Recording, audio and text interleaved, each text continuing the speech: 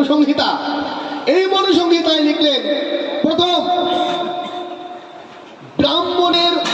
ব্রাহ্মণের গর্ভে শূদ্রের বীর্যে জন্মানো পুত্র চণ্ডাল। এই চণ্ডালের এই ধর্মে কোনো অধিকার নেই, মন্ত্রে কোনো অধিকার নেই, তারা অস্পৃশ্য। এই শুরু হলো চণ্ডালের নামে গালি। উদ্দেশ্য সম্রাট অশোক, অশোকের বাবা শূদ্র, তার মা ব্রাহ্মণী। এই সম্রাটের অশোকের বংশ জীবনে কোনোদিন যেন মাথাছাড়া দিয়ে উঠে যেন রাজত্ব করতে না পারে, কোনো ধর্মের একটা চরম জায়গায় যেন যেতে না পারে, এই জন্য তারা অপমান শুরু করলেন। অথচ ভারতবর্ষের ইতিহাস বলে যে চণ্ডাল ছিল একটা মহান জাতি, চণ্ডাল গৌরবময় জাতি ভারতবর্ষের। আমরা বলতে দেখবেন সবাই নমশূদ্র জাতির ইতিহাস লেখে, আমি চণ্ডাল জাতির ইতিহাস লিখেছি প্রায় 100 পাতার উপরে। এখানে আমি বিস্তারিত জানিয়েছি কোথায় কিভাবে কেন চণ্ডাল জাতি শ্রেষ্ঠ জাতি ছিল, ভারতের ইতিহাস কি বলে বিস্তারিত তুলে ধরে। এই চণ্ডাল জাতিকে কালিমা লেপন করেছিলেন তারা। করতে করতে এমন একটা কন্ডিশনে এসে যায়, আমাদের মনের এমন একটা ভাবধারা হয় যে চণ্ডাল মনে হয় একটা খারাপ জিনিস।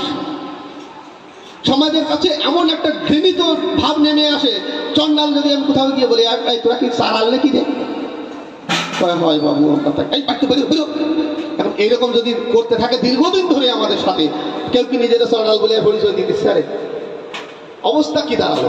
একসময় চণ্ডাল বলে পরিচয় দিলে রাজারা স্বাগত করে ঘরে নিত। সেই চণ্ডালের পরিণতি ওরা এমন করলো বৈদিক শাস্ত্র আদিতে যে চণ্ডালের নাম করলে আমাকে তারায় ছাড়ে। এই সময় আমাদের জাতির মানুষরা গুরুচাঁদ ঠাকুরের সময় পিটিশন করা শুরু করলেন যে তারা জাতির নাম পরিবর্তন করতে চায়। কেন? তারা চণ্ডাল থাকতে চায় না। চণ্ডাল যে কোনো জায়গায় পরিচয় দিলে, চারাল বলে কোনো জায়গায় পরিচয় দিলে কেউ ভালো চোখে দেখে না। সে যদি শূদ্র ঘরের লোক হয় তবু সে একটু কিন্তু করে, সারাল তো। এই ভেবে গুরুচাঁদ ঠাকুর দেখলেন মহা বিপদে পড়েছি, কি করা যায়? তিনি জারি করলেন যে ভাই ঠিক আছে, আমরা জাতির নাম যখন পরিবর্তন করতে হবে তবে আমরা নাম পরিবর্তন যখন হব না হব, আর যদি তাদের মধ্যেই ঢুকবো তাহলে আমরা উচ্চ জায়গায় যেতে চাই, আমরা নব ব্রাহ্মণ হতে চাই। এর আগে গৌরাঙ্গ মহাপ্রভু কিছু পূর্ব থেকে আমাদের জাতির নামের সাথে একটা নমো জাতি, নমো নমো কথাটিও আমাদের উচ্চারণ হওয়া শুরু হয়। এই জাতির ইতিহাস যেহেতু আলোচনার প্রেক্ষাপট নয় এটা, তাই জন্য আমি এটা ছেড়ে যেতে চাইছি। নম কথাটি এই জন্য আমাদের সঙ্গে যুক্ত ছিল। এবং নম ব্রাহ্মণ আমাদের যখন দাবি করলো, খাতা কলমে লিখে জমা দিল, কিন্তু উচ্চ পদস্থ যে সমস্ত ব্রাহ্মণ পণ্ডিতগণ ছিলেন, ইংরেজ সময় আমাদের মানুষ বেশি শিক্ষিত হয়ে ইংরেজদের রাজকর্মচারী বেশি মানুষ হতে পারেনি। শিক্ষিত তৎকালীন সময় ব্রাহ্মণরাই, আর তাদের কথাই ইংরেজ সরকার বেশি মানত, কারণ তারা শিক্ষিত বেশি, তারাই সমস্ত রাজকর্মচারী, তাদের কথা মানতে হতো। তাই এ যখন এই শূদ্র নামের জন্য গুরুচাঁদ ঠাকুর যখন বাধা দিলেন যে না, আমাদের মানুষগুলো কেউ আমাদের এরা উচ্চ পদ দিতে চাইছে না, আমরা চাইছি না নমশূদ্র, ওরা নমশূদ্র নামকরণ ওরা আগের থেকেই দাবি করেছিল যে নমশূদ্র নাম আপনাদের দেবো। এরা বললো না, আমরা শূদ্র হতে চাই না। গুরুচাঁদ বললো আমরা শূদ্র হতে চাই না, আমরা এই নামকরণ চাই না। তখন পাখরগঞ্জ, যশোর, খুলনা, তারপরে ঢাকা, এই সমস্ত এলাকার বেশ কিছু বিজ্ঞ মানুষ নমশূদ্রদের, তারা আন্দোলন করা শুরু করলেন যে আমরা যে কোনো নাম হলে আমরা নিতে রাজি, শুধু চণ্ডাল নাম পরিবর্তন চাই। গুরুচাঁদ ঠাকুর দেখলেন এখন যা অবস্থা দেশে, আমি যদি এর বিরুদ্ধে যাই তাই এরা আমার কথাও মানবে না।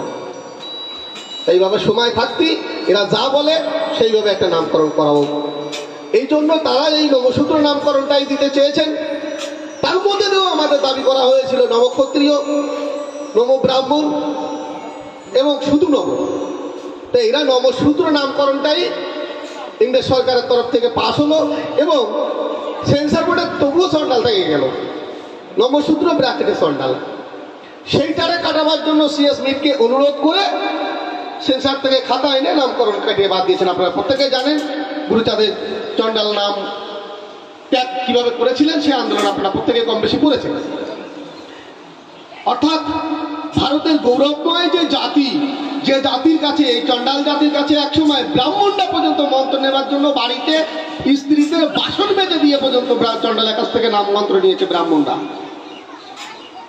মানে আমাদের মানে সমাজটাকে কেন গুল্লায় যাবে না? আমি এই কথা নিয়ে আলোচনা করেছি। আমাদের শ্রদ্ধেয় অসীম বাবু, অসীম সরকার মহাশয় আমার বিরোধী করেছে, বিরোধী করে বলছে হ্যাঁ ও কোথায় পায়